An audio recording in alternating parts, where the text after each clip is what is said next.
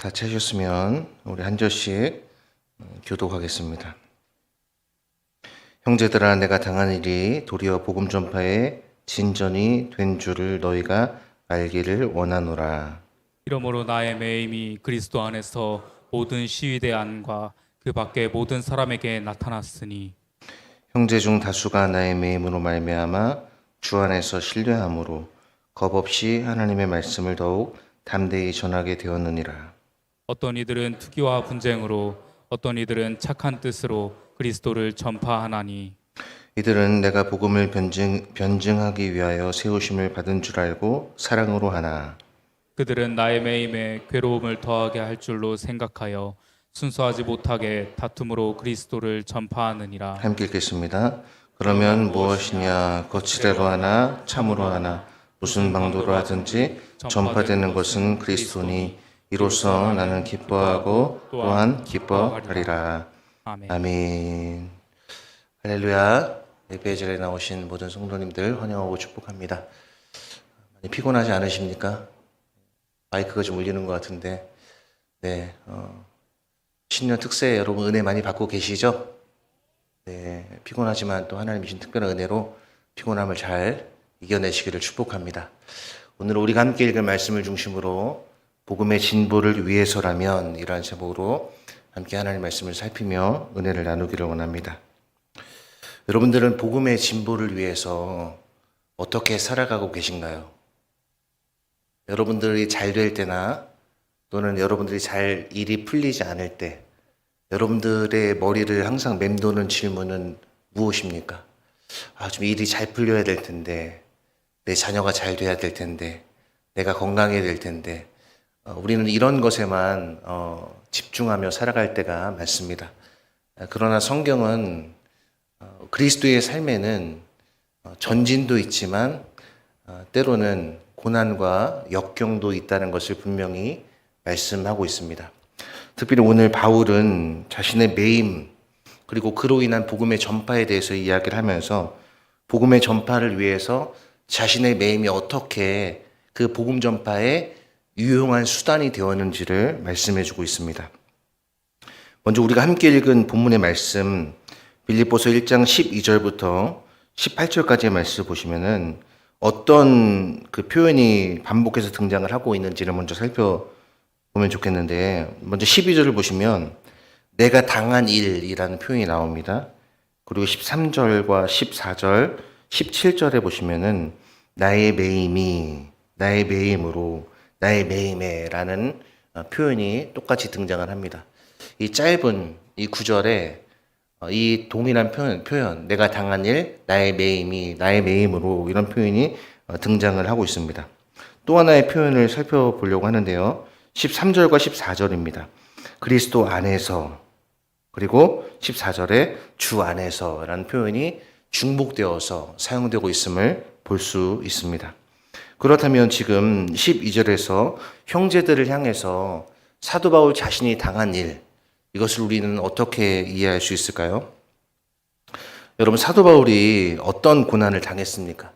사실 그의 삶을 쭉 우리들이 돌이켜보면은 그의 삶에 참 하나님의 영광도 물론 있었지만 그러나 정말 매맞고 헐벗고 고난을 당하고 그리고 감옥에 갇히고 돌에 맞고 배가 난파되고 추위와 헐벗음에 떨었던 적이 훨씬 더 많이 있었음을 보게 됩니다.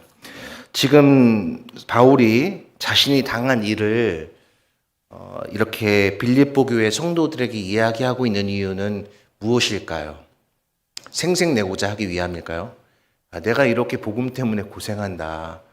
너희는 좀 나를 본받고 너희들도 그렇게 살지 말고 복음을 위해서 나처럼 돌에도 좀 맞아보고 그 다음 따돌림도 당해보고 좀 추위에 헐벗기도 해보고 이렇게 하라고 그렇게 초대하는 것일까요?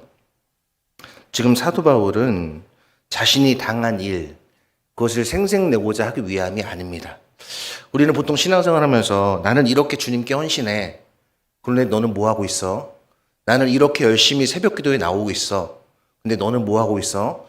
이렇게 항상 하나님 앞에서 우리의 행위를 이렇게 옳게 여길 때가 참 많이 있습니다. 뭐 그것이 나쁘다는 것이 아닙니다. 중요한 것은 사도 바울은 그 모든 일을 통해서 자신을 드러내고 자신을 내세우고 자신을 막 자랑하려고 했던 것이 아니라 그런 것들로 말미암아 복음이 더 진보를 이루고 있다는 것을 지금 알려주기를 원하고 있다는 것이죠. 그래서 12절을 보시면 형제들아 내가 당한 일 수많이 헐벗고 배가 난파되고 죽을 위험을 겪고 광야에 있고 이런 모든 것이 도리어 복음 전파의 진전이 된 줄을 너희가 알기를 원하노라 라고 말을 하고 있습니다. 그러니까 지금 복음 전파의 진전이 사도 바울의 유일한 삶의 목표였다는 것이죠. 그는 자신의 안위나 어떤 자신의 어떤 그 이름을 드러내는데 삶의 존재 이유가 있었던 것이 아니었습니다. 그의 목적은 오직 복음의 전파, 복음의 진보였음을 살펴보게 됩니다. 특별히 여기 진전이라는 말은 장애물이 있지만 그 장애물을 뚫고 지나가는 것을 의미합니다. 우리가 신앙생활을 하다 보면은 때로는 우리의 건강이 우리의 신앙을 발목 잡을 때가 있고 우리의 자녀들이 우리의 신앙을 발목 잡을 때가 있고 또는 우리의 어떤 상황이 우리의 신앙이 앞으로 나아가는데 발목을 잡을 때가 있다는 거예요. 그런데 바울은 그 당한 일이 발목에 잡히지 않고 오히려 더 복음 전파에 도움이 되었다. 진보에 유익하게 되었다라고 이야기를 하고 있는 것이죠. 그러면서 13절을 보시면 이러므로 나의 매임이 그리스도 안에서 모든 시위대안과 그 밖에 모든 사람에게 나타났으니 자신이 지금 예수 그리스도 때문에 매여 있다는 사실을 많은 사람들이 알게 되었다는 거예요. 그러니까 바울이 뭔가 잘못을 해서 그 사람이 잘못해서 감옥에 투옥되는 것이 아니라 자신은 아무 잘못이 없지만 자신이 전하고자 하는 그 매이는 복음, 그 복음 때문에 갇혔다는 것을 누가 알았다는 거예요? 그리스도 안에서 모든 시위대 안과 그 밖에 모든 사람에게 이것이 다 드러났다라는 거예요.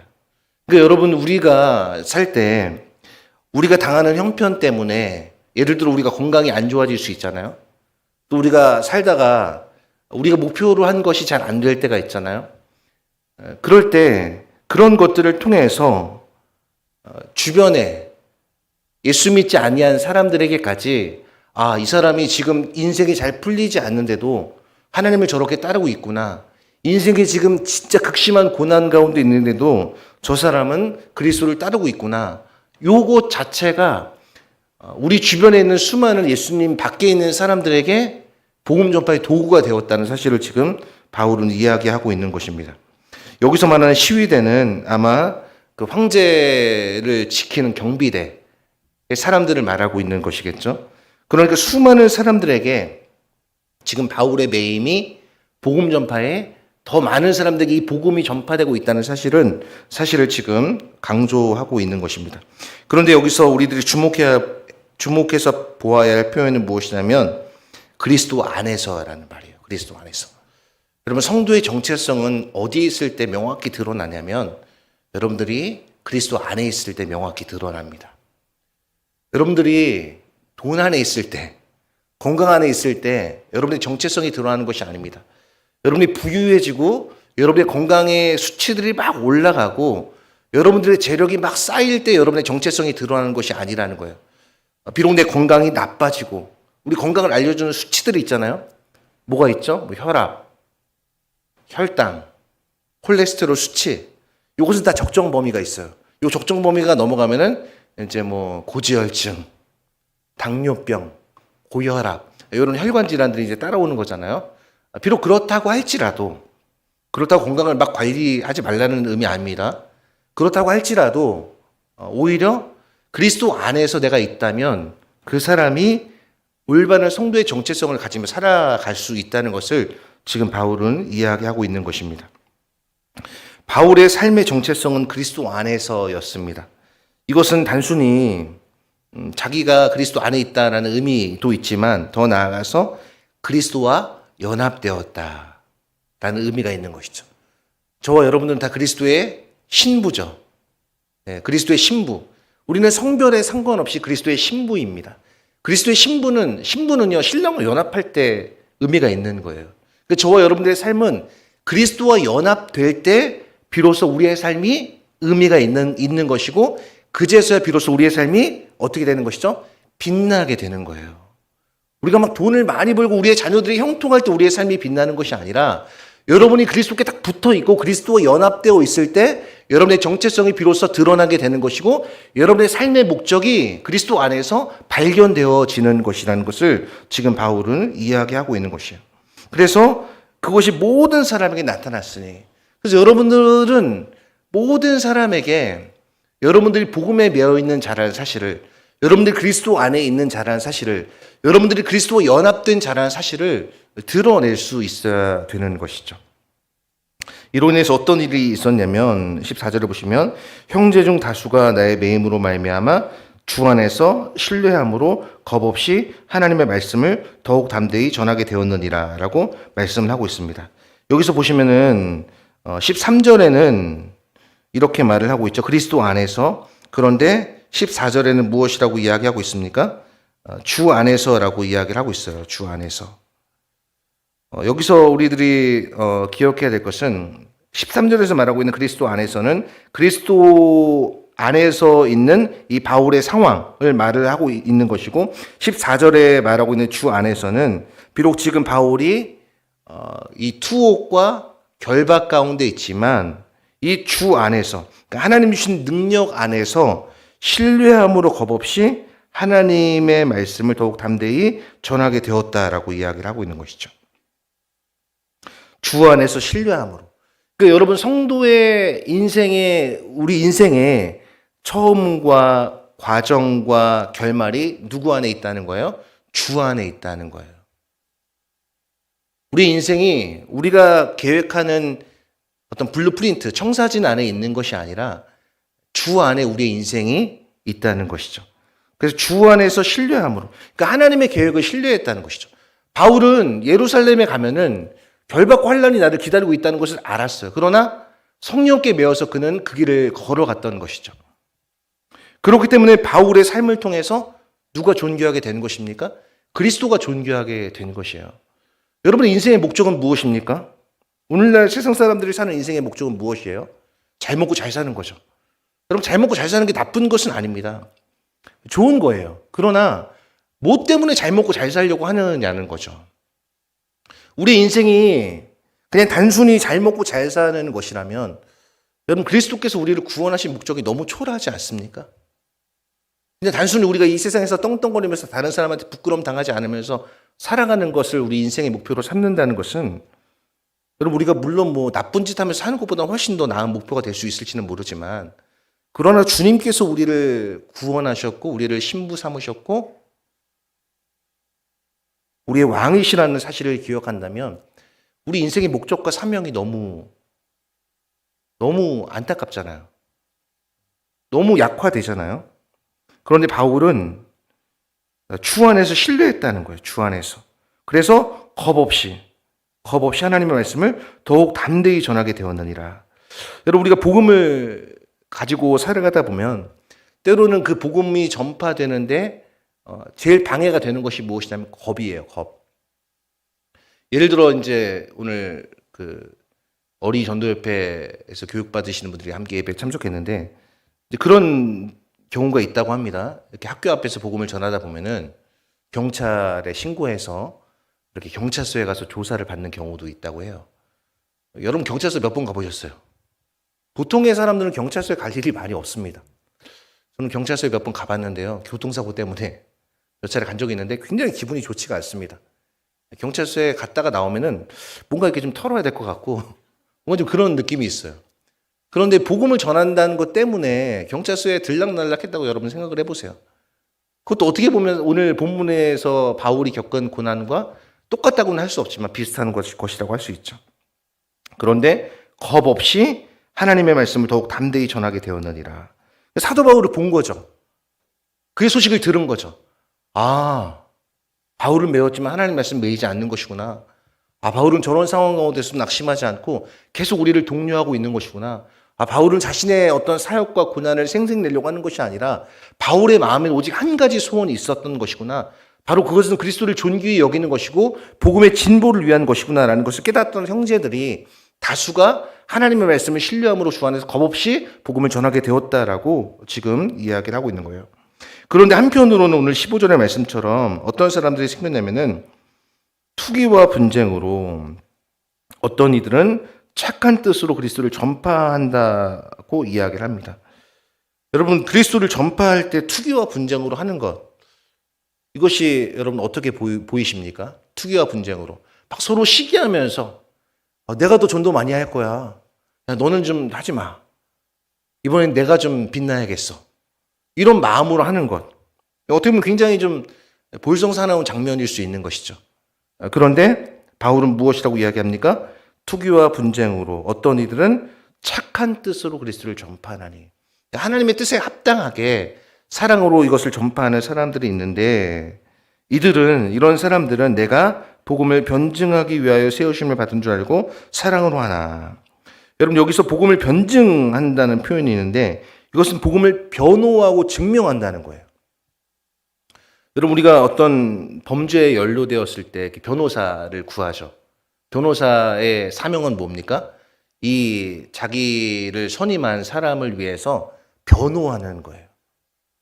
그 변호를 잘하면은 무죄나 집행유예를 받을 확률이 올라갑니다. 근데 변호를 못하면 여러분 어떻게 됩니까? 이 검사가 때린 형량을 그대로 받게 되는 거죠. 여러분, 복음을 변증할 수 있어야 됩니다. 주님께서 우리 변호해 주셨잖아요. 주님께서 우리를 위해 십자가에 죽으셨잖아요. 그게 우리 변호해 주신 건 아닙니까? 우리를 뭘 보고 주님께서 십자가에 달려 돌아가신 것입니까? 우리가 뭔가를 은행에서 우리가 대출을 해줄 때도 보증을 걸잖아요. 집을 보증을 걸든 뭐 담보를 보증을 걸든 거기서 대출이 나오잖아요. 그러니까 주님께서 저와 여러분들 볼 때 뭘 보고 우리를 구원해 주셨겠어요? 변호해 주신 것이죠. 그렇다면 우리도 어떻게 해야 되겠습니까? 복음에 대해서 복음을 전할 뿐 아니라 이것을 변호하고 증명할 수 있는 능력을 갖추어야 되는 거예요. 오늘날 우리가 살아가는 세상은요, 복음을 아주 우습게 생각합니다. 세상 사람들이 복음을 아주 우습게 생각해요. 너무나 값싼 것으로 치부해 버립니다. 그러나 그리스도의 살리심을 받은 우리는, 신자는, 그리스도 안에 있는 성도는 이 복음이 얼마나 위대한 것이고 얼마나 값으로 환산할 수 없는 가치를 가지고 있는 것인가를 알고 있어야 되죠. 그리고 그것을 전하고 그것을 변호하고 증명하는 데까지 나아가야 되는 거예요. 그래서 여러분들은 이 변증을 할 수 있어야 돼요. 예수가 누구야? 그럼 예수는 이런 분이야. 너 왜 믿어? 난 예수가 나의 삶의 주인이기 때문에 난 그분을 내 주로 따라. 이게 구체적으로 그분이 내 인생의 주인이야 라는 것을 여러분의 삶으로 변증할 수 있어야 되는 거예요. 그리고 여기 보시면은 세우심을 받은 줄 알고, 그러니까 이걸 누가 세우셨다는 거예요? 하나님이 바울을 그렇게 세우신 것이죠. 복음을 변증하라고. 하나님 우리를 그리스도 안에서 성도로 세우신 것은 단순히 우리들의 삶의 평강과 은혜만 누리라고 우리를 부르신 것이 아니라 그를 위해서 고난도 받게 하려는 것이라고 말을 하고 있습니다. 오늘 본문은 아니지만 여러분 자막에는 없습니다. 1장 29절을 한번 보시겠습니까? 1장 29절 같이 한번 읽어볼까요? 그리스도를 위하여 너에게 은혜를 주신 것은 다만 그를 믿을 뿐 아니라 또한 그를 위하여 고난도 받게 하려 하심이라. 저와 여러분들 그리스도인으로 부르신 것은요, 좁은 길이잖아요. 그 좁은 길을 가는데 얼마나 힘든 일이 많겠어요. 얼마나 고난이 많겠어요. 얼마나 고통스러운 일이 많겠어요. 그런데 주님께서 걸어가셨고 믿음의 선진들이 걸어갔고 우리를 그 길로 초대하셨기 때문에 우리는 그리스도 안에서 묵묵히 그 길을 걸어 나가는 거예요. 그래서 오늘 17절을 보시면 그들은 나의 매임에 괴로움을 더하게 할 줄로 생각하여 순수하지 못하게 다툼으로 그리스도를 전파하느니라 라고 그렇게 말을 합니다. 자, 그런데 사도 바울의 결론은 무엇이냐면 오늘 18절 말씀이에요. 그러면 무엇이냐? 우리 18절 말씀 같이 한번 읽어보겠습니다. 그러면 무엇이냐? 거칠애로 하나 참으로 하나 무슨 방도로 하든지 전파되는 것은 그리스도니 이로써 나는 기뻐하고 또한 기뻐하리라. 아멘. 그러면 무엇이냐? 거칠애로 하나 참으로 하나 무슨 방도로 하든지 전파되는 것은 그리스도니 나는 기뻐하고 기뻐하리라 라고 이야기를 하고 있습니다. 사랑하는 성도 여러분, 여러분의 삶의 주인은 누구십니까? 여러분의 삶의 주인, 주체. 바울이 이렇게 살 수 있었던 원동력은 어디에 있었을까요? 감옥에 결박되고 투옥되었음에도 불구하고 이렇게 복음의 진보를 위해서라면 자신의 매임이 수단으로 돼도 좋다. 여러분 그럼 여기서 역으로 생각해 볼 수 있죠. 그럼 바울이 상황이 형통했다면 바울은 그냥 그 형통함 속에 갇혀서 자신의 만족과 유익을 위해 살았을까요? 아마 그렇지 않았을 거예요. 그는 형통했다면 형통한 대로, 곤고했다면 곤고한 대로, 투옥 중이라면 투옥 중인 대로 어떻게 해서든지 그리스도를 존귀하게 하는 삶을 살기 위해 몸부림을 쳤을 거란 말이에요. 그럼 우리는 어떻게 해야 되냐? 우리의 힘으로 할 수 없다는 것을 인정해야 되죠. 그리고 그리스도가 우리의 삶에서 왕노릇 하시도록 우리 자신을 내어드려야 되는 것입니다. 로마서 8장 18절은 우리에게 이렇게 이야기를 하고 있습니다. 현재의 고난은 장차 우리가 받을 영광과 좋게 비교할 수 없도다. 여러분 성도는요, 근시안적인 세계관을 가지면 안 됩니다. 성도는요, 하늘의 관점을 갖고 살아야 됩니다. 영혼의 관점에서 현재를 해석할 수 있어야 돼요. 그러니까 우리가 지금 현재 2025년 1월 8일, 오늘 현재 관점에서 작년 1월 8일을 한번 생각해 보세요. 무슨 일이 일어난지도 모르잖아요. 여러분 작년 1월 8일 어떤 일이 일어난지 기억하고 계세요?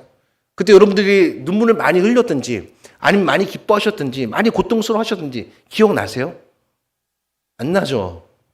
영혼의 관점에서 여러분 현재를 해석하면은 이렇게 살 수 있는 것 아닐까요?